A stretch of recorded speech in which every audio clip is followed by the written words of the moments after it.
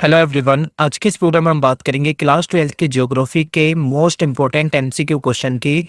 और इस प्रोग्राम में आपकी बुक 1 एंड बुक 2 यानी कि बोथ बुक कंप्लीट हो जाएगी। ठीक है, दोनों ही बुक इसमें कंप्लीट हो जाएगी। सिलेबस देखिए, बुक 1 में टोटल आपके 8 चैप्टर आ रहे हैं। ये जो आपके सामने लिखे हुए हैं ये सारे चैप्टर के एमसीक्यू इस वीडियो में मैं कवर करा दूंगा। ठीक है, मेरा थोड़ा गला बैठा हुआ है इसलिए मैं ऐसे रिकॉर्ड कर रहा हूँ, बाकी आप समझने की कोशिश करिए। चैप्टर 1 देखते हैं, मानव भूगोल, प्रकृति एवं विषय क्षेत्र। इसमें सबसे पहला क्वेश्चन है कि मानव भूगोल अस्थिर पृथ्वी और क्रियाशील मानव के बीच में परिवर्तनशील संबंधों का अध्ययन है। ठीक है, ये स्टेटमेंट किसने दिया है? तो ये जो स्टेटमेंट अगर आप ध्यान से देखोगे तो ऑप्शन में है रेटजेल, हंटिंगम, विडाल डी, ला ब्लास या एलएनसी सैंपल। तो इसका सही आंसर हो जाएगा सैंपल। ठीक है, यानी एलएनसी सैंपल के द्वारा ये स्टेटमेंट दी गई है और ये पेपर में आ सकता है। मोस्ट इंपॉर्टेंट क्वेश्चन है, तो आपको बिल्कुल याद करके जाना है। ठीक है, अगले क्वेश्चन पे चलते हैं। क्वेश्चन नंबर 2 है, मानव प्रकृति के नियमों को बेहतर ढंग से समझने के बाद ही प्रौद्योगिकी का विकास कर पाया। इसका आपको उदाहरण देना है। तो बिल्कुल ठीक है, देखिए, जब तक मनुष्य ने प्रकृति के नियमों को नहीं समझा था तब तक वो प्रकृति से डरता था। अगर बिजली भी कड़क जाए ना, बारिश आ जाए, तो वो डर जाता था। उसको लगता था कि शायद प्रकृति उससे नाराज है। लेकिन जैसे जैसे समय के साथ उसका ज्ञान बढ़ा, प्रकृति के नियमों को वो समझा, तो टेक्नोलॉजी का विकास कर पाया। ठीक है, तो अगर उदाहरण की बात करें तो वायु के गति को नियम को ही समझ के वो वायुयान वगैरह बना पाया, तो ये ठीक है। डीएनए और आनुवंशिकी के रहस्यों की समझ पाया। ठीक है, घर्षण और ऊष्मा का संकल्पना से उसने आग की खोज करी। ठीक है, तो यहाँ पे आपका क्या है, सारे ही सही है, यानी कि उपरोक्त सभी। ठीक है, अगले क्वेश्चन पे चलते हैं। अगला प्रश्न है कि मानव भूगोल मानव समाज और धरातल के बीच संबंधों का अध्ययन है। ये कथन डैश के द्वारा कहा गया है, यानी मानव भूगोल जो है मानव समाज और धरती इसके बीच में संबंधों का अध्ययन है। तो ये किसने कहा था? तो ये कहा था रेटजेल ने। ठीक है, ये इंपॉर्टेंट डेफिनेशन है, ये पेपर में पूछी भी जाती है। नेक्स्ट है कि आदिम मानव समाज और प्रकृति की प्रबल शक्तियों के बीच की जो अन्योन क्रिया होती है, यानी कि जो इंटरेक्शन होता है, उसको डैश कहा जाता है। उसको किस नाम से जानते हैं? तो इसको हम पर्यावरणीय निश्चयवाद कहते हैं। ठीक है, इसमें क्या होता है कि मानव जो है वो आदिम अवस्था में था, उसको टेक्नोलॉजी का ज्यादा ज्ञान नहीं था, प्रकृति के नियमों को वो मानता था, प्रकृति से वो डरता था। ठीक है, नेक्स्ट है कि निम्नलिखित में से किस भूगोलवेता का संबंध संभववाद से है, यानी संभववाद से कौन रिलेटेड है? नाम ध्यान से देखिए, तो आंसर हो जाएगा आपका विडाल, विडाल डी ला ब्लास। ठीक है, यानी डी ऑप्शन करेक्ट हो जाएगा। नेक्स्ट है कि आरंभिक उपनिवेशिक युग में भूगोल का कौन सा उपागम सबसे ज्यादा प्रचलित था? तो आपने अन्वेषण वगैरह पढ़ा होगा अगर अपने चैप्टर में, तो आपको पता होगा कि उस समय अन्वेषण और विवरण ये जो उपागम था ना, ये सबसे ज्यादा प्रचलित था। ठीक है, सबसे ज्यादा प्रसिद्ध था या प्रचलन में था। नेक्स्ट है कि निम्नलिखित में से किस उपागम में कंप्यूटर और सांख्यिकीय विधियों का प्रयोग किया जाता है? ऑप्शन ध्यान से देखिए, तो आपको पता होगा कि जब हम स्थानिक संगठन करते हैं तो उसमें हम कहीं ना कहीं टेक्नोलॉजी, कंप्यूटर वगैरह का खूब इस्तेमाल करते हैं। ठीक है, नेक्स्ट है ग्रिफिथ टेलर का संबंध किस विचारधारा से है? मोस्ट इंपॉर्टेंट क्वेश्चन है भाई। ग्रिफिथ टेलर कौन सी विचारधारा से रिलेटेड है? तो ये नव निश्चयवाद से रिलेटेड है। ठीक है, तो बी ऑप्शन आपका यहाँ पे क्या हो जाएगा, करेक्ट हो जाएगा।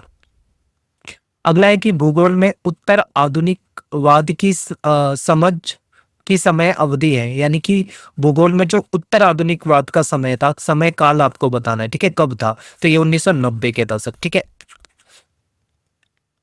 नेक्स्ट है कि एक प्रदेश अन्य प्रदेशों से किस प्रकार भिन्न है और क्यों भिन्न है, ये समझने के लिए कौन सा उपागम प्रसिद्ध है?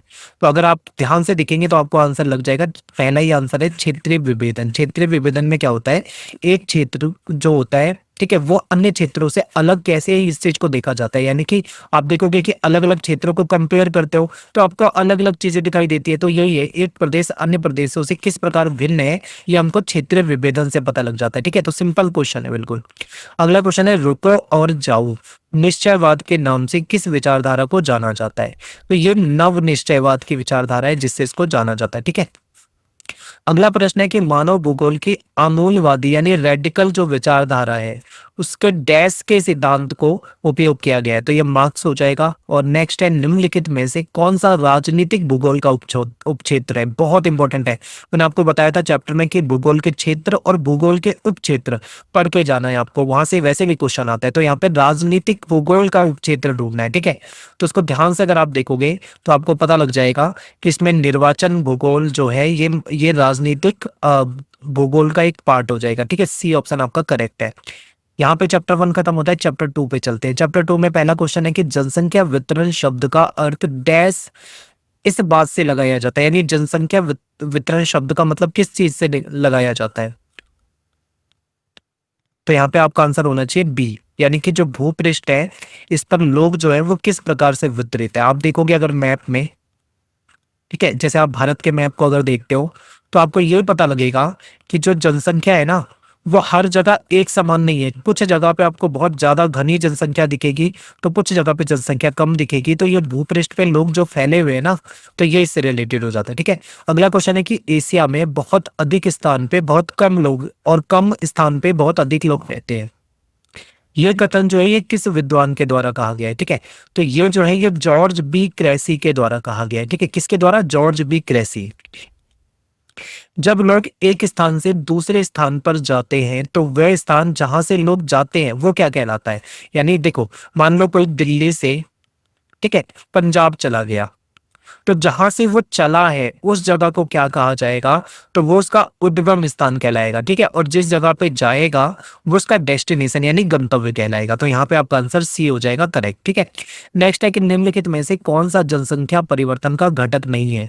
तो देखिए, जन्म, मृत्यु, प्रवास, ये तीनों घटक है, लेकिन नगरीकरण जो है ये इसका घटक नहीं है, ठीक है। नेक्स्ट है कि निम्नलिखित में से कौन सी दशा जनांकीय संक्रमण सिद्धांत की अंतिम अवस्था को दर्शाती है।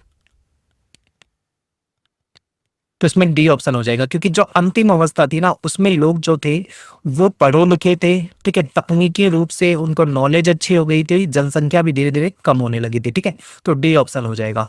अगला है कि निम्नलिखित में से कौन सा क्षेत्र विश्व में सघन आबाद क्षेत्र का एक उदाहरण है, यानी जहाँ पे बहुत सघन रूप से बसा हुआ है। तो ध्यान से अगर आप देखोगे तो आपको आंसर मिलेगा इसमें। देखो, उत्तर ध्रुव तो नहीं होगा आपका, एक तो आप वैसे ही काट दो। सही आंसर हो जाएगा इसमें आपका संयुक्त राज्य अमेरिका का उत्तर पूर्वी भाग, क्योंकि नॉर्वे जैसे देशों को देखोगे तो इनकी जनसंख्या वैसे ही बहुत कम रहती है, ठीक है। तो सी ऑप्शन करेक्ट है। नेक्स्ट है कि निम्नलिखित में से क्या जनसंख्या की वास्तविक वृद्धि को दर्शाता है।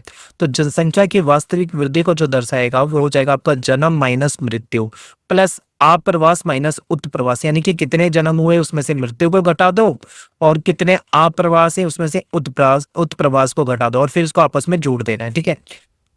नेक्स्ट है कि अशोधित जन्म दर को डैश के द्वारा व्यक्त किया जाता है।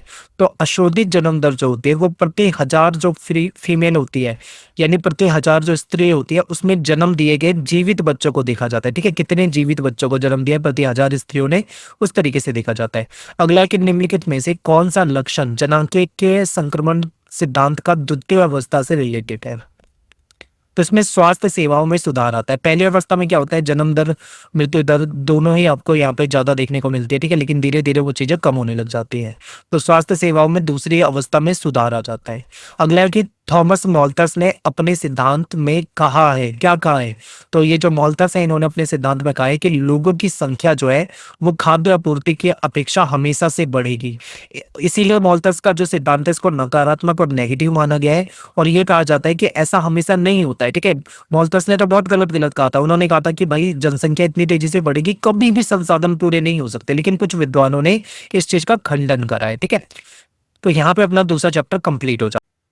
चैप्टर नंबर 3 को अगर मैं देखूं तो उसमें मानव विकास के इंपॉर्टेंट क्वेश्चन कौन कौन से हैं वो आपको बताता हूं। देखिए, मानव विकास का क्या मीनिंग होता है सबसे पहले आपको ये पता होना चाहिए। यानी मानव विकास जो होता है इसमें आपका आर्थिक सुधार, सामाजिक सुधार, गुणवत्ता में सुधार, ठीक है, इनको देखा जाता है। तो इसमें सबसे ज्यादा जो महत्वपूर्ण है वो आपका हो जाएगा गुणवत्ता में सुधार, ठीक है। यानी कि क्वालिटी विकास जो है वो क्वालिटी को देखता है, ठीक है। तो यहाँ पे अपना सी पॉइंट ठीक है। नेक्स्ट क्वेश्चन पे चलते हैं कि निम्नलिखित में से कौन सा मानव विकास का स्तंभ नहीं है? तो समता है, सतत पोषणीयता है, उत्पादकता भी है, पर व्यापारीकरण नहीं होना चाहिए। ठीक है, डी ऑप्शन यहाँ पे गलत है, ये हमको पहचानना था। अगला क्वेश्चन है कि अपने विकल्पों को चुनने की शक्ति का विचार करना डैश कहलाता है।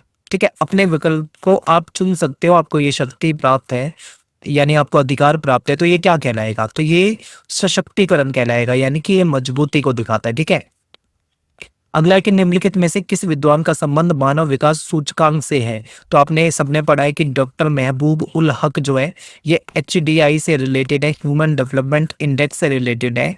नेक्स्ट है कि निम्नलिखित में से कौन सी विशेषता मानव विकास के निम्न स्तर वाले देशों में नहीं होती, यानी जहाँ पे मानव विकास बहुत कम होता है वहां पे वो चीज नहीं होती।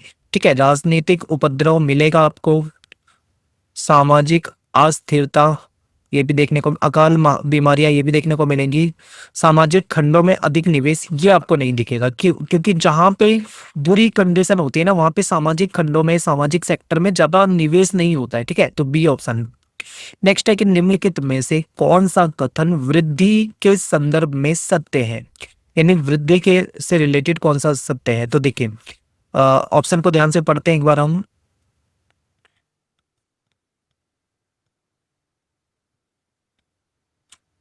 ठीक है, तो इसका ए आंसर होगा, क्योंकि वृद्धि जो है ये धनात्मक ऋणात्मक दोनों होती है, लेकिन विकास हमेशा से धनात्मक ही रहता है। ठीक है, ये हमने चैप्टर में भी पढ़ा था, तो ए करेक्ट है।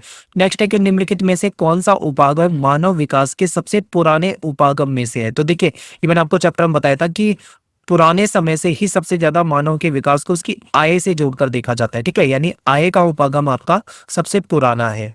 अगला है कि अंतर्राष्ट्रीय श्रम संगठन, जिसको इंटरनेशनल लेबर ऑर्गेनाइजेशन कहा जाता है, इसके द्वारा कौन सा उपागम प्रस्तावित किया गया है? तो इसमें आधारभूत आवश्यकता उपागम जो है इसको प्रस्तावित किया गया है। ठीक है, सी ऑप्शन आपका करेक्ट हो जाएगा। मानव विकास के एक उपागम क्षमता उपागम का संबंध किस विद्वान से है? तो क्षमता उपागम की अगर मैं बात करूं तो ये अमर्त्य सेन से रिलेटेड है। ठीक है, नेक्स्ट है कि निम्नलिखित में से कौन सा देश मानव विकास सूचकांक में सर्वोच्च स्थान पे आता है, यानी सबसे ऊपर आता है? तो नॉर्वे आपको मिलेगा। ये काफी शांत देश माना जाता है। ठीक है, काफी साफ सुथरा देश माना जाता है, और उसमें अगर आप इसे सूचकांक में देखोगे तो ये सर्वोच्च पे आपको दिखता है। नेक्स्ट है कि क्षमता उपागम किस क्षेत्र से रिलेटेड है?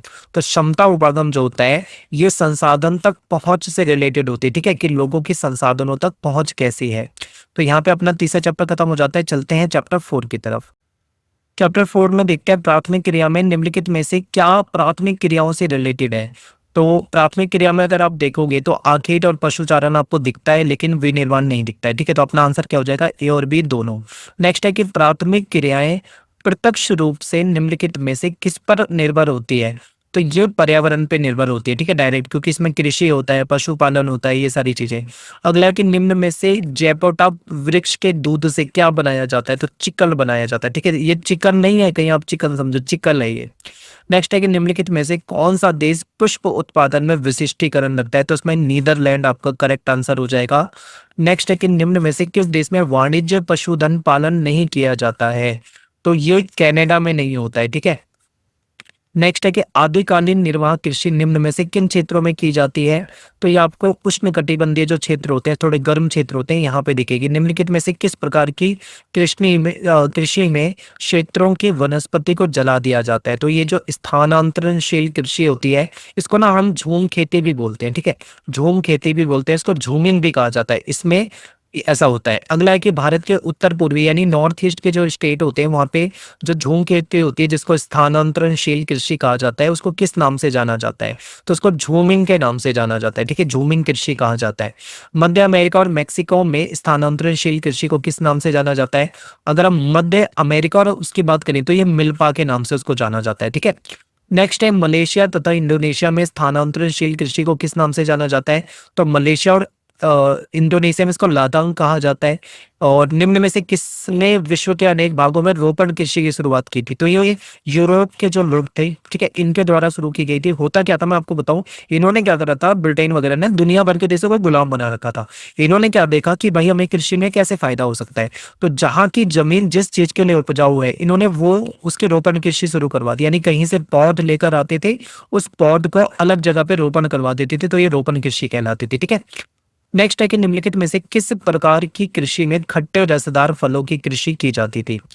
तो जो भूमध्य सागरीय कृषि है इसमें अगला क्वेश्चन है निम्न देशों में से किस देश में सहकारी कृषि को सबसे अधिक सफलता मिली? तो ये डेनमार्क में सबसे ज्यादा कामयाब हुआ था ये मॉडल। ठीक है, इसके बाद अन्य देशों में भी गया। निम्नलिखित में से किस प्रकार की विधि को कुटकी खनन कहते हैं? कुटकी खनन का मतलब होता है जमीन के अंदर यानी अंडरग्राउंड। ठीक है, देखो दो तरह का खनन होता है, एक होता है धरातलीय खनन जो जमीन के ऊपर कुछ फुट तक होता है, और एक होता है बहुत ज्यादा जमीन के अंदर यानी बहुत गहराई में खनन, इसको कुटकी खनन कहते हैं। ठीक है, ये भूमिगत या फिर अंडरग्राउंड भी इसको बोल सकते हैं। तो यहाँ पे चैप्टर 4 खत्म हो जाता है, चैप्टर 5 में चलते हैं। द्वितीय क्रियाएं हैं, तो वे निर्माण निम्न में से किससे रिलेटेड है? तो ये द्वितीय क्रिया है, आप सभी जानते हैं इसको सेकेंडरी कहते हैं। ठीक है, जंग का कटोरा नाम से कौन सा क्षेत्र प्रसिद्ध है? तो पिट्सबर्ग जो है, इसको पिट्सबर्ग भी आप कह सकते हो, ये जो है ये जंग के कटोरे के नाम से फेमस है। नेक्स्ट है कि वे उद्योग जो व्यापक विविधता वाले स्थानों में स्थित होते हैं और प्रदूषण नहीं फैलाते, तो ये स्वच्छंद उद्योग होते हैं। ठीक है, इसमें ज्यादातर क्या होता है पुर्जे वगैरह होते हैं, और इसमें असेंबल वाली चीजें होती हैं। ठीक है, यानी पहले से पार्ट बने होते हैं, उनको आपस में जोड़ के असेंबल किया जाता है। निम्नलिखित में से कौन सी निर्माण की सबसे छोटी इकाई है? सबसे छोटी तो आप देखोगे कुटीर उद्योग, क्योंकि कुटीर उद्योग क्या होता है घर से शुरू हो सकता है। यानी मान लो कोई व्यक्ति है वो उसके घर में लिफाफे बनाता है, अखबार लाता है, अखबार को काट कर उसके लिफाफे बनाता है गोंद वगैरह लगाकर, तो ये एक छोटे लेवल से शुरू हो गया, तो कुटीर उद्योग सबसे छोटी इकाई होती है। ठीक है, निम्न में से कौन सी अर्थव्यवस्था में उत्पादन का स्वामित्व व्यक्तिगत होता है? यानी कि जहाँ पे व्यक्तिगत, तो आप पूंजीवाद आप देखते हो ना, पूंजीवाद में क्या होता है सब कुछ व्यक्तिगत होता है यानी निजी हाथों में होता है। ठीक है, अगला कि भारत और चीन जैसे देशों ने अपनी जनसंख्या को रोजगार उपलब्ध कराने के लिए किस प्रकार के उद्योगों का विकास किया? तो भारत और चाइना ने जैसे जो देश हैं, इन्होंने क्या करा, अपने यहाँ पे बड़े पैमाने पे जो छोटे वाले उद्योग होते हैं, ठीक है, यानी छोटे पैमाने के उद्योग। अब यहाँ पे मैंने बड़े पैमाने बोल दिया, बड़े पैमाने मतलब आप ऐसा मत सोचना ये वाला बड़े पैमाने का मतलब है भारत और चीन ने अपने देश में बड़े स्तर पर यानी काफी बड़े स्तर पे इन्होंने छोटे पैमाने के उद्योग लगाने शुरू करे। इससे क्या होता है कि ये लगाने भी आसान होते हैं और इससे रोजगार भी मिल जाता है काफी लोगों को। ठीक है, अगला है कि किस प्रकार के उद्योगों में प्राकृतिक रूप से पाए जाने वाले रासायनिक खनिजों का उपयोग किया जाता है? ठीक है, यानी केमिकल वाले जो खनिज होते हैं उसका उपयोग किया जाता है। तो ये आपका रसायन आधारित उद्योग हो जाता है। ठीक है, सिंपल है बिल्कुल, नाम से ही पता लग रहा है, इसमें तो कुछ सोचना ही नहीं था। रोहर कोयला क्षेत्र निम्न में से किससे रिलेटेड है? तो ये जर्मनी से रिलेटेड है। ठीक है, जर्मनी का जो महत्वपूर्ण भाग है वो रोहर कोयला क्षेत्र में आता है। हाथी दांत उद्योग किस प्रकार के उद्योग का एक उदाहरण है? तो ये पशु आधारित उद्योग हो जाएगा। ठीक है, सी। नेक्स्ट है कि निम्न में से कौन से श्रमिकों का प्रकार अधिक दक्ष और उच्च होता है? तो इसमें आपका व्हाइट कॉलर आएगा। ठीक है, जो व्हाइट कॉलर वाले लोग होते हैं, व्हाइट कॉलर का मतलब क्या होता है, ऐसे लोग जो कार्य कर मतलब ऐसे श्रमिक जो बहुत ज्यादा दक्ष होते हैं, एक्सपर्ट होते हैं। ठीक है, वो ट्रेंड होते हैं, पढ़े लिखे समझदार होते हैं। तो यहाँ पे आपका चैप्टर 5 खत्म हो जाता है। चैप्टर 6 पे चलते हैं, इसको देखते हैं निम्न में से कौन सा पंचम क्रियाकलाप से रिलेटेड है? तो पंचम क्रियाकलाप में आता है आपका परामर्शदाता यानी काउंसलर वगैरह जो होते हैं। ठीक है, नेक्स्ट है कि वैश्विक संचार तंत्र में क्रांति किसके द्वारा की गई है? तो अगर आप देखोगे तो इंटरनेट को अगर आप देखोगे तो इंटरनेट जब से आया है उसने पूरी दुनिया में क्रांति ला के रख दी है। विश्व का सबसे बड़ा तृतीय क्रियाकलाप क्या है? तो सबसे बड़ा देखें तो ये टूरिज्म हो गया है। ठीक है, पर्यटन पूरी दुनिया में आज के समय में बहुत महत्वपूर्ण है। ऐसे कार्य जिनमें उच्च परिणाम तथा स्तर वाले अन्वेषण सम्मिलित होते हैं, इसको क्या कहेंगे? इसको हम चतुर्थक क्रियाकलाप कहते हैं। ठीक है, नेक्स्ट है कि तृतीय क्रियाकलाप में मूर्त वस्तुओं के उत्पादन के बजाय क्या सम्मिलित होता है? तो इसमें मूर्त की जगह सेवा और व्यवसायिक उत्पादन जो होता है ये सम्मिलित होता है। ठीक है, यानी सर्विसेज होती है। अब जैसे आप टीचर से पढ़ते हो, आप उसको फीस देते हो, तो वो जो आपको चीजें दे रहा है वो मूर्त नहीं है, वो अमूर्त है। वो जो ज्ञान दे रहा है उसको कोई देख नहीं सकता उस ज्ञान को। ठीक है, नेक्स्ट है कि विकसित अर्थव्यवस्था में बहुसंख्यक श्रमिक किस क्रियाकलाप से रोजगार पाते हैं? विकसित अर्थव्यवस्था की बात चल रही है तो यहाँ पे ज्यादातर तृतीय क्रियाकलाप में लोग होते हैं। ठीक है, और विकासशील देश पूछते हैं, मान लो अगर हम विकसित की जगह विकासशील होता तो आपको प्राथमिक कहना था। ठीक है, अगला क्वेश्चन होता है कि चतुर्थक क्रियाकलाप केंद्रित होते हैं किस चीज पे केंद्रित होते हैं? तो यह अनुसंधान पे, ठीक है, जो भी नए नए इन्वेंशन होते हैं और विकास पर। नेक्स्ट है कि परिवहन की मांग निम्न में से किस से प्रभावित होती है? तो ये कहीं ना कहीं हमारा जो जनसंख्या का आकार होता है उससे प्रभावित होती है। जैसे कि मान लो कोई गांव है, वहां पे 10 ही परिवार रहते हैं, तो 10 परिवार में ज्यादा मान लो 40-50 लोग होंगे। ठीक है, तो उस फिर अगर जनसंख्या ही बहुत कम है तो फिर जनसंख्या का आकार कम है तो ये परिवहन की मांग को ज्यादा प्रभावित नहीं करेगा। लेकिन अगर कोई जगह जहाँ पे लाखों लोग रहते हैं तो वो कहीं ना कहीं परिवहन की मांग को प्रभावित करेगा। ठीक है, नेक्स्ट है चिकित्सा पर्यटन क्या होता है? आप जानते हैं कि चिकित्सा को अंतर्राष्ट्रीय पर्यटन से जोड़ना, यानी लोग एक देश से दूसरे देश में जाते हैं, वहाँ पे अपना इलाज करवाते हैं। नेक्स्ट है भारत विश्व में चिकित्सा पर्यटन में अग्रणी देश बनकर कैसे उभरा है? क्योंकि आपको पता है भारत में अच्छी अच्छी सुविधाओं वाले अस्पताल हैं, जिससे कि जो बाहर के लोग आते हैं उनको कम पैसों में उनका अच्छा इलाज हो जाता है, ठीक है? जब बाह्य स्रोतन में यानी आउटसोर्सिंग में कार्य समुद्र पार के स्थान पर स्थानांतरित कर दिया जाता है तो ये क्या कहलाता है? तो इसको ऑफ शेयरिंग कहा जाएगा, ठीक है? बाह्य स्रोतन के परिणाम स्वरूप निम्न में से किस देश में बड़ी संख्या में कॉल सेंटर खुले हैं? तो ये सभी देशों में, भारत में भी है, चाइना में भी है, फिलीपींस में भी है, सभी देशों में आपको बहुत बड़ी संख्या में कॉल सेंटर दिखेंगे। नेक्स्ट है चैप्टर 7 परिवहन, इसको देखते हैं। परिवहन क्या होता है? तो आप देखते हैं कि परिवहन का मतलब होता है कि अनेक स्थान जिनको परस्पर मार्गों की श्रेणी से जोड़ देते हैं, जो उससे प्रारूप बनता है, वो परिवहन कहलाता है, ठीक है? नेक्स्ट है परिवहन के लिए कौन सी विधा तीव्रतम है? आप सभी जानते हैं कि वायु परिवहन जो है वो सबसे तीव्र है, ठीक है? अगला है कि महामार्गों की चौड़ाई कितने मीटर होती है? तो ये 80 मीटर आपको मिलते हैं महामार्ग जो होते हैं, हाईवे वगैरह, ठीक है? किस मार्ग के द्वारा उच्च मूल्य वाली तथा शीघ्र नाशवान वस्तु को परिवहन के लिए सबसे बेस्ट माना जाएगा? तो वायु मार्ग, ठीक है? क्योंकि जो जल्दी खराब होने वाली चीज है वो वायु मार्ग के द्वारा ही जल्दी ले जाई जा सकती है। प्रथम सार्वजनिक रेल मार्ग किस देश में आरंभ हुआ था? तो ये इंग्लैंड में हुआ था, ठीक है? नेक्स्ट है बिग इंच पाइपलाइन द्वारा अ, परिवहित किया जाता है, तो ये पेट्रोलियम। नेक्स्ट है चैनल टनल जो है वो किसको जोड़ता है? तो ये आपका पेरिस और लंदन को जोड़ देता है। बृहद ट्रंक मार्ग जो है वृहद, ठीक है, ये कहाँ पे है? ये उत्तर अटलांटिक महासागर से होकर जाता है, ठीक है? पार महाद्वीपीय स्टुअर्ट महामार्ग जो है किनके मध्य में गुजरता है? तो ये डार्विन और मेलबर्न में जो गुजरता है। रूस में जो यूराल के पश्चिम में स्थित औद्योगिक प्रदेश है, यहाँ पे जो महामार्ग है यहाँ पे सघन जाल का विकास हुआ है, जिसकी दूरी डैश है, ये मॉस्को, ठीक है? यहाँ पे बहुत ज्यादा जनसंख्या भी आपको सघन देखने को मिलती है। निम्न में से कौन सा रेल मार्ग रूस का प्रमुख रेल मार्ग है? तो पार साइबेरियन रेल मार्ग जो है ये रूस का सबसे महत्वपूर्ण रेल मार्ग है। निम्न में से किस रेल मार्ग को कनाडा की आर्थिक धमनी कहा जाता है? तो ये पार कैनेडियन रेल मार्ग हो जाएगा, ठीक है? नाम से ही पता लग रहा है। निम्न में से कौन सा विश्व का सबसे ज्यादा बिजी व्यापारिक जलमार्ग है? तो ये आपका वृहद ट्रंक मार्ग हो जाएगा। नेक्स्ट है सुएज नहर का निर्माण कब हुआ था? 1869 में हुआ था। निम्न में से कौन सा जलमार्ग विश्व का अत्यधिक प्रयोग में लाया जाने वाला है? तो ये आपका राइन जलमार्ग हो जाएगा, ज्यादा प्रयोग में लाया जाता है। निम्न में से किस देश में फार्मों से फैक्ट्रियों तक दूध को पाइपलाइन के द्वारा भेजा जाता है? न्यूजीलैंड में, ठीक है? और अगला है अंतर्राष्ट्रीय व्यापार, इसको देखते हैं। आदिम समाज में व्यापार का आरंभिक स्वरूप क्या था? तो शुरू में क्या होता था? एक्सचेंज सिस्टम होता था, यानी एक वस्तु के बदले दूसरी वस्तु मिल जाती थी। फिर निम्न में से कौन सा मार्ग रोम को चीन से जोड़ता था? तो ये रेशम मार्ग, इसको सिल्क रूट कहा जाता था, ठीक है? निम्न व्यापार समूहों में से भारत किसका एक सदस्य है? तो भारत साफ्टा का सदस्य है। नेक्स्ट है दक्षिण अमेरिकी राष्ट्रों में से कौन सा एक ओपेक का सदस्य है? तो इसमें आपको वेनेजुएला मिलेगा, ठीक है? वेनेजुएला। निम्न में से व्यापार के संदर्भ में कौन सा कथन सत्य है? तो वस्तु और सेवाओं का स्वैच्छिक आदान प्रदान जो होता है, ठीक है, ये क्या हो जाएगा? ये कथन सत्य है। प्रथम तथा द्वितीय विश्व युद्ध के समय राष्ट्रों ने व्यापार के क्षेत्र में क्या किया था?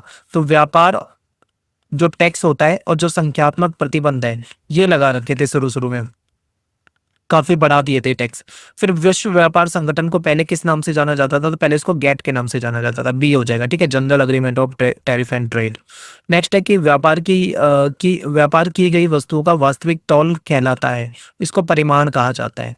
आसियान का मुख्यालय कहाँ पे है? तो ये आपको इंडोनेशिया के जकार्ता में देखने को मिलता है, ठीक है? जकार्ता इंपॉर्टेंट है, याद करना। अगला है कि ओपेक का जो हेडक्वार्टर है वो कहाँ पे मिलता है? आपको वियना में मिलता है। निम्न में से किसे फेरी पत्तन के नाम से जाना जाता है? तो पैकेट स्टेशन को। निम्नलिखित में से किसे अंतर्राष्ट्रीय व्यापार का प्रवेश द्वार कहा जाता है? तो आप सभी जानते हैं पत्तन जो होते हैं, पत्तन को अंतर्राष्ट्रीय व्यापार का प्रवेश द्वार कहा जाता है। निम्न में से कौन से कथन से ज्ञात होता है कि अंतर्राष्ट्रीय व्यापार हानिकारक भी हो सकता है?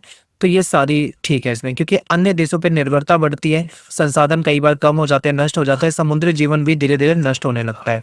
विश्व व्यापार संगठन का मुख्यालय कहाँ पे है? तो ये आपको जेनेवा में देखने को मिलता है। व्यापार हेतु अर्थव्यवस्था को खोलने का कार्य क्या कहलाता है? तो ये मुक्त व्यापार कहलाएगा या फिर इसको उदारीकरण भी कहा जाता है। इसमें क्या होता है, दो देश आपस में व्यापार करने के लिए ट्रेड को फ्री कर देते हैं एक तरह से, और टैक्स वगैरह जो है उसको कम कर देते हैं या फिर बिल्कुल ही हटा देते हैं। ठीक है, तो यहाँ पे आपकी बुक 1 खत्म हो जाती है। All the best. अभी जाना नहीं है आपको कहीं आप सोचो कि खत्म हो गया। अब बुक 2 शुरू होगी। बुक 2 के इंपॉर्टेंट क्वेश्चन जो है वो हम देखने वाले हैं। ठीक है, तो चलिए देखते हैं। दूसरी जो आपकी बुक है ना, इसमें देखो ये चैप्टर है, टोटल 9 चैप्टर हैं। इन सभी चैप्टर के एमसीक्यू हम करने वाले हैं। ठीक है, तो चलिए स्टार्ट करते हैं। पहला क्वेश्चन है कि भारत की पहली जनगणना 1872 ईस्वी में हुई थी, लेकिन पहली संपूर्ण जनगणना कब संपन्न हुई? तो पहला जो जनगणना का प्रयास था वो 1872 में किया गया था, लेकिन जो संपूर्ण जनगणना थी ना वो 1881 से शुरू हुई है। ठीक है, और हर 10 साल के बाद वो जनगणना होती है।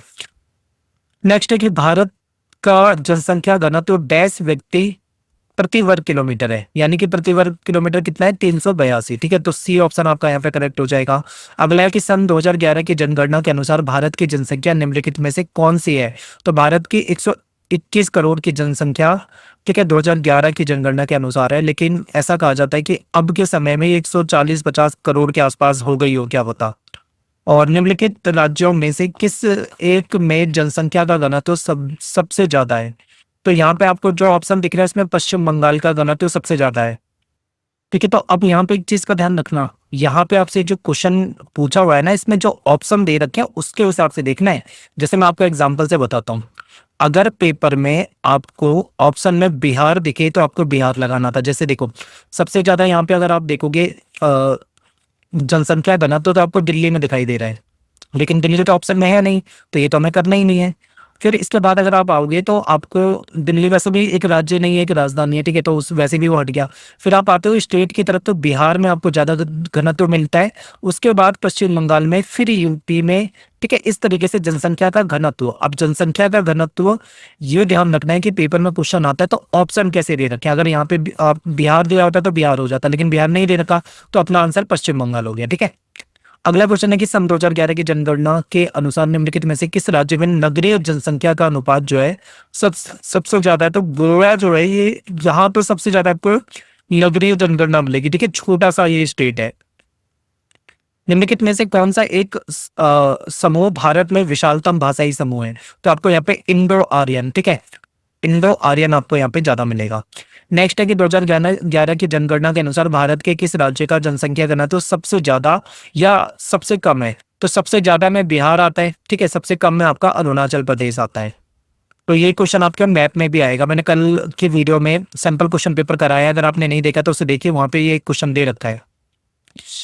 अगला है कि विश्व विकास रिपोर्ट के अनुसार भारत की जनसंख्या 135 करोड़ किस वर्ष हो जाएगी? तो ऐसा माना जाता था, एक एस्टिमेट लगाया गया था कि 2025 तक हमारी जो जनसंख्या है वो 135 करोड़ तक हो सकती है। ठीक है, फिर अगला क्वेश्चन है मानव बस्ती वाले चैप्टर में से कि कई बार बस्ती भौतिक रूप से एक दूसरे से अलग हो जाती है, लेकिन उन सबका नाम एक ही रहता है। तो ऐसी बस्ती को हम पल्ली बस्ती कहते हैं। ठीक है, पल्ली बस्ती। अगला है कि भारत के उपजाऊ जलोढ़ मैदान में निम्न में से किस प्रकार की बस्ती पाई जाती है? तो यहाँ पे आपको गुच्छित बस्तियां मिलेगी, क्योंकि जो जलोढ़ मैदान है, उपजाऊ मैदान है, वहां पे आपको बहुत ज्यादा जनसंख्या मिलती है, तो वहां पे बस्तियां भी गुच्छित मिलती है। निम्न में से कौन सा एक खनन नगर है? खनन नगर में आपका बनारस, सॉरी, खनन नगर नहीं है। ठीक है, ये इंपॉर्टेंट है, कौन सा खनन नगर नहीं है? तो बनारस। बनारस एक धार्मिक और आध्यात्मिक नगर के रूप में भी आप इसको देख सकते हो। बाकी सारे खनन है, चाहे रानीगंज हो गया, झरिया हो गया, सिंगरौली हो गया, ये सारे खनन है। ठीक है, आगे चलते हैं। नेक्स्ट क्वेश्चन है कि वे स्थान जहां नगर पालिका तथा कैंटोनमेंट बोर्ड होते हैं वो क्या कहलाते हैं? तो ऐसे नगर जहां पे नगर पालिका और कैंटोनमेंट बोर्ड होते हैं इसको प्रशासनिक नगर के रूप में हम जानते हैं। निम्न में से कौन सा एक प्राचीन नगर का उदाहरण है? तो आप सभी जानते हैं कि इसमें पाटलिपुत्र जो है ये प्राचीन नगर का उदाहरण है। ठीक है, निम्न में से कौन सा एक आधुनिक नगर का उदाहरण है? ये पेपर में आता है, तो जो गोवा है इसको आधुनिक नगर कहा जाता है। ठीक है, और निम्न में से कौन सा एक गैरिसन नगर है? तो इसमें आपका अंबाला हो जाएगा, जालंधर हो जाएगा, बबीना हो जाएगा। ठीक है, तीनों ही है, तो ये उपरोक्त सभी आंसर हो जाएगा। नेक्स्ट है कि निम्न में से कौन सा नगर नदी तट पर अवस्थित नहीं है? तो भोपाल जो है ये नदी के तट पे नहीं मिलेगा। ठीक है, कोलकाता तट पे है, पटना तट पे है, आगरा भी तट पे है, लेकिन भोपाल नहीं है। अगला चैप्टर है, इसमें से एक पूछा गया है क्वेश्चन कि वह भूमि जो प्रचलित टेक्नोलॉजी की मदद से कृषि योग्य नहीं बनाई जा सकती, यानी टेक्नोलॉजी का कितना भी इस्तेमाल कर लो पर आप उसमें खेती नहीं कर पाओगे, तो ऐसी जो भूमि को हम बोलेंगे बंजर या फिर व्यर्थ भूमि, यानी बंजर पड़ी हुई है और वो किसी काम की भी नहीं है। नेक्स्ट है कि वह भूमि जिस पर ग्राम पंचायत या सरकार का अधिकार होता है, स्वामित्व होता है, इसका छोटा सा भाग निजी स्वामित्व में भी होता है, ये क्या कहलाती है, तो इसको हम स्थायी चरागाह क्षेत्र कह सकते हैं। ठीक है। नेक्स्ट है, निम्न में से क्या एक रबी की फसल का उदाहरण है, तो आप देखोगे चना, ठीक है, और जूट, ये दोनों ही रबी की फसल का उदाहरण है। शुष्क कृषि में निम्न में से कौन सी फसल नहीं बोई जाती, तो शुष्क कृषि में गन्ना नहीं बोया जाता है। नेक्स्ट है कि वह भूमि जो पिछले 5 वर्षों तक कृषि रहित रहती है परंतु तकनीक के द्वारा इसको सुधारा जा सकता है, क्या कहलाएगी, इसको कृषि योग्य वर्त भूमि कहा जाता है। ठीक है। नेक्स्ट है कि वह भूमि जिस पर फसलें उगाई एवं काटी जाती है वो क्या कहलाती है, तो ऐसी भूमि जिस पर फसलें उगाई जाती है काटी जाती है, इसको निवल बोया क्षेत्र या फिर नेट कहा जाता है। ठीक है, इंपॉर्टेंट है, याद रखना। नेक्स्ट है, तरबूज खीरा सब्जियां किसके उदाहरण है, तो ये जो है ये जायद फसल है। ठीक है, ये जायद फसल के उदाहरण है। नेक्स्ट है, निम्न में से कौन से देशों में गेहूं और चावल की अधिक उत्पादकता की किस्में विकसित की गई है, तो मैक्सिको और फिलीपींस है यहाँ पे जो ऐसी किस्में विकसित की गई है जो बहुत ज्यादा उत्पादन देती है चावल और गेहूं वगैरह का। निम्नलिखित में से क्या भारतीय कृषि की एक समस्या है, तो ये सारी ही समस्या है। ठीक है, यानी यहाँ पे मानसून की समस्या है, निम्न उत्पादकता की समस्या है, भूमि सुधारों की समस्या है, तो ये सारी हो जाएगी। निम्न में से कौन सी हरित क्रांति की विशेषता है, कि इसमें भी सारी हो जाएगी, क्योंकि उत्पादन में वृद्धि हुई थी, सिंचाई के साधन भी मिल गए थे, उर्वरक और कीटनाशक का प्रयोग हुआ था, अच्छी क्वालिटी के बीज उपलब्ध कराए गए थे। ठीक है, तो ये सारे हो जाएंगे। भारत में चाय की खेती डैश में प्रारंभ हुई थी, कहाँ पे प्रारंभ हुई थी, तो आप सभी जानते हो असम। चाय, जब भी चाय का नाम आए तो आपको असम बताना है। ठीक है। नेक्स्ट है कि आपका 4th चैप्टर है, निम्न में से किस राज्य में जल संग्रहण संरचना आवश्यक है, तो तमिलनाडु राज्य में आप देखोगे वहां पे कंपलसरी करा हुआ है कि मकान बनाओगे तो उसमें जल संरचना आपको रखनी पड़ेगी। पृथ्वी का लगभग डैश धरातल भाग जो है वो पानी से घिरा हुआ है, तो पृथ्वी का 71% आपको पानी से दिखेगा। निम्न में से कौन सा राज्य अपने भौम जल का उपयोग क्षमता से कम करता है, यानी जितनी उसकी क्षमता है लेकिन उससे कम कर रहा है, छत्तीसगढ़। अपना जो ग्राउंड लेवल वाटर लेवल है वो उसका भी ठीक ही है क्योंकि वो यूज कम कर रहा है। निम्न में से किस राज्य में लैगून और झीलों का प्रयोग धरातलीय जल संसाधन के रूप में होता है, तो आपको ये उड़ीसा में भी दिखता है और केरल में भी दिखता है। ठीक है, तो ए और बी दोनों हो जाएंगे आपके। अगला क्वेश्चन है कि निम्न में से भारत के किस राज्य में नीरू मीरू कार्यक्रम चलाया गया, तो ये आंध्र प्रदेश में चलाया गया है। ठीक है। निम्न में से किस राज्य में अरवारी पानी संसद है, ये राजस्थान का है, तो सी हो जाएगा। निम्न में से कौन सा जल संपर्क कार्यक्रम केंद्र सरकार के द्वारा चलाया गया है, तो इसमें जो हरियाली जो है, ठीक है, हरियाली जो प्रोजेक्ट है ये चलाया गया है सरकार के द्वारा। नेक्स्ट है कि भारतीय राष्ट्रीय जल नीति के संदर्भ में कौन सा कथन सत्य है, तो इसमें आपको सत्य देखना है, तो सारे सत्य हैं क्योंकि पेयजल जो है ना वो सभी प्राणियों को उपलब्ध करवाना सरकार की प्राथमिकता होनी चाहिए। जल के सभी विविध प्रयोगों में कार्य क्षमता में सुधार चाहिए, भौम जल के शोषण को भी हमें कम किया जाना चाहिए। ठीक है, तो ये सारे ही सही है, तो आप तीनों कथन को सत्य बताओगे। अगला है कि जल संभार प्रबंधन जो है वो क्या होता है, तो इसका ए बी दोनों, यानी कि धरातलीय जल जो है, ठीक है, उसका संसाधन सही तरीके से, मतलब उस संसाधन को अच्छे तरीके से उसको मैनेज किया जा सके, और जो धरातल के नीचे है यानी जो ग्राउंड लेवल पे है भौम जल स्तर है उसको भी सही तरीके से मैनेज किया जाए। निम्न में से अहमदाबाद में सबसे प्रदूषित नदी जो थी वो कौन सी थी, साबरमती। ठीक है।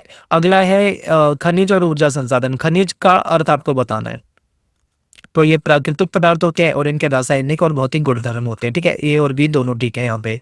अगला कि निम्न में से लौह अयस्क का कौन सा मुख्य प्रकार भारत में पाया जाता है, तो भारत में हेमेटाइट और मैग्नेटाइट ये ही दोनों पाए जाते हैं। ठीक है। निम्न में से गेल की स्थापना किस उद्देश्य से हुई थी, तो प्राकृतिक गैस के परिवहन और खनिजों की प्राप्ति के लिए।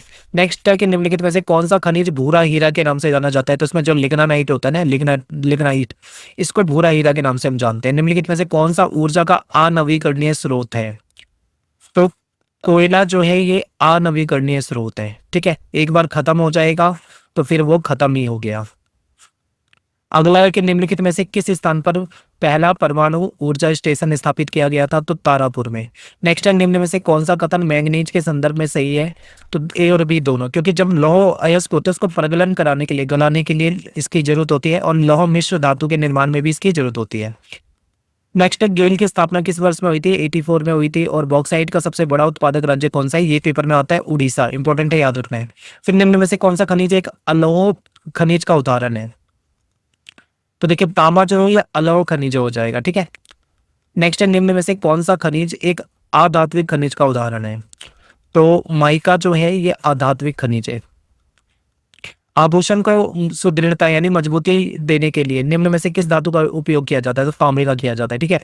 नेक्स्ट है निम्न में से किस खनिज को पतली चादर में विघटित किया जा सकता है? तो अभ्रक जो है इसको पतली चादर में बनाया जा सकता है। निम्न में से किस खनिज का उपयोग बिजली की मोटर में होता है? तो ये आप सभी जानते हैं, तांबा जो होता है ये यूज किया जाता है। अगले चैप्टर में चलते हैं। इंदिरा गांधी नहर कमान क्षेत्र में सतत पोषण विकास के लिए इनमें से कौन सा सबसे महत्वपूर्ण कारक है? तो कृषि विकास, ये मेनली कृषि विकास के लिए हुआ था, क्योंकि देखो यहाँ पे क्या था, सूखा रहता था, पानी की कमी रहती थी, इसलिए फिर इंदिरा गांधी नहर कमान क्षेत्र बनाया गया था और यहाँ पे कृषि विकास के लिए लाया गया था, ठीक है। अगला प्रश्न है कि निम्न में से कौन सा कार्यक्रम 5वीं पंचवर्षीय योजना? तो आपने पर्वतीय क्षेत्र का विकास पढ़ा ही होगा, कल ही मैंने वीडियो में कराया था सैंपल क्वेश्चन पेपर में, ठीक है। अगला है कि पिछड़े क्षेत्रों पर राष्ट्रीय समिति ने किन पर्वतीय क्षेत्रों को पिछड़े क्षेत्रों में शामिल किया गया है? तो इसमें एयर में दोनों हो जाएगा। देखो क्या था, जिनकी ऊंचाई 600 मीटर से अधिक है, जहाँ पे जनजातीय उपयोजना लागू नहीं होती, उन दोनों जगह पे क्या करा जाएगा, उन उन क्षेत्रों में इसको लागू किया जाएगा। निम्न में से किस कार्य का संबंध पहाड़ी क्षेत्र के विकास कार्यक्रम से नहीं है? तो वनीकरण और चारागाह का विकास जो है ये नहीं है, ठीक है। नेक्स्ट है कि हिमाचल प्रदेश में जो भरमौर जनजाति क्षेत्र है उसको नकारात्मक रूप से प्रभावित करने वाले कारक कौन से थे? तो देखो यहाँ पे जलवायु बहुत कठोर थी, ठीक है, और यहाँ पे जो बेसिक जो संसाधन थे वो कम थे, तो ए और बी दोनों यहाँ पे ठीक है। खंडीय नियोजन का संबंध किससे है? तो खंडीय नियोजन का मतलब होता है कि अर्थव्यवस्था के जो अलग अलग जो सेक्टर होते हैं उसके लिए कार्यक्रम बनाना, ठीक है। जैसे शिक्षा, शिक्षा एक अलग सेक्टर है, ठीक है, और हेल्थ एक अलग सेक्टर है, इस तरीके से पूरे सेक्टर की बात कर रहे हैं। फिर भरमौर जनजातीय क्षेत्र में कौन सी नदी बहती है? तो यहाँ पे रावी नदी बहती है, ठीक है। अगला है सतत पोषणीय विकास का अर्थ क्या है? सतत पोषणीय विकास का मतलब होता है कि संसाधन को हमें बहुत सोच समझ के इस्तेमाल करना है, ताकि हमको तो वो संसाधन मिले, हमारी जो आने वाली पीढ़ी है उसको भी वो संसाधन मिल सके, ठीक है। पंजाब हरियाणा और यूपी और पंजाब हरियाणा सॉरी और उत्तरी राजस्थान के जो सूखा प्रभावित क्षेत्र है इसका बचाव किस प्रकार होता है? तो ये सिंचाई के प्रसार के द्वारा।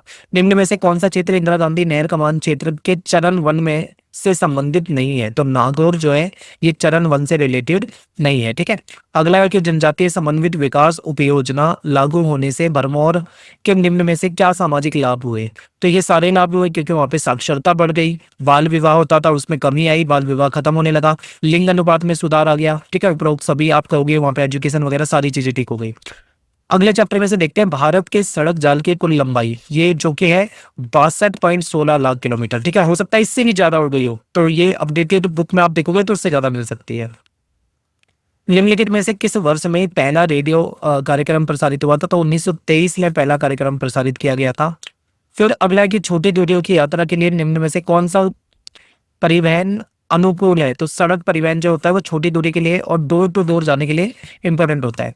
राष्ट्रीय महामार्ग के रूप में निर्दिष्ट सड़क जो होती है उसकी गुणवत्ता को सुधारने के लिए सबसे बेहतरीन जो संस्था है, शीर्ष संस्था है, वो कौन सी है? तो भारतीय राष्ट्रीय महामार्ग प्राधिकरण, ठीक है। नेक्स्ट है कि ऐसा विकल्प चुने जो स्वर्णिम चतुर्भुज द्वारा जो जोड़े जा रहे हैं शहर को दिखाती है। तो आपको पता है दिल्ली, मुंबई, चेन्नई, कोलकाता जो था ये स्वर्णिम चतुर्भुज योजना के तहत था। पूर्व पश्चिम गलियारा जो है वो जोड़ता है, वो सिलचर और पोरबंदर को जोड़ता है, ठीक है।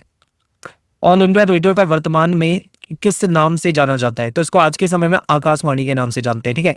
निम्नलिखित में से कौन सा परिवहन का सबसे सस्ता साधन है तथा भारी एवं स्थूल सामग्री के परिवहन के लिए सर्वाधिक उपयुक्त है? तो जल परिवहन जो है ये इंपॉर्टेंट है, सस्ता भी है और भारी सामान आराम से ले जा सकते हैं, और घर्षण ज्यादा नहीं होता है, उससे क्या होता है ईंधन की भी बचत होती है। नेक्स्ट है कि निम्न में से कौन सा परिवहन का साधन गैस और तरल पदार्थ के लिए सही है? आप जानते हैं पाइपलाइन के द्वारा ही इसको ले जाया जा सकता है। भारत में वायु परिवहन की शुरुआत जो है 1911 में हुई थी, ठीक है, कब हुई थी? 1911 में हुई थी। और नेक्स्ट है कि भारतीय राष्ट्रीय महामार्ग प्राधिकरण का प्रचलन जो 1995 से आपको देखने को मिलेगा। नेक्स्ट है कि भारत में रेडियो का प्रसारण किसके द्वारा प्रारंभ हुआ था? तो रेडियो क्लब ऑफ बॉम्बे जो था इसके द्वारा शुरू किया गया था। और 8वां चैप्टर है निम्नलिखित में से कौन सा कृत्रिम पत्तन है? तो चेन्नई जो है कृत्रिम पत्तन है।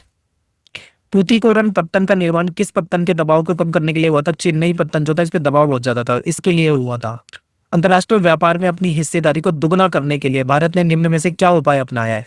तो ये सभी हो जाएगा। हमने आयात का उदारीकरण करा कि आराम से चीज़ों को आयात किया जा सके। पेटेंट पे भी के जो नियम है उसमें बदलाव करा। डी लाइसेंसीकरण यानी कि जो लाइसेंस वाली जो पॉलिसी होती थी उसको और सरल बनाया। तो ये आंसर हो जाएगा सभी। नेक्स्ट है कि पत्तन डैश पत्तन देश का सबसे बड़ा पत्तन है, तो मुंबई हो जाएगा। निम्न में से कौन सा पत्तन हुगली नदी के द्वारा लाई गई गाद की समस्या से जूझता रहता है? तो ये कोलकाता पत्तन है।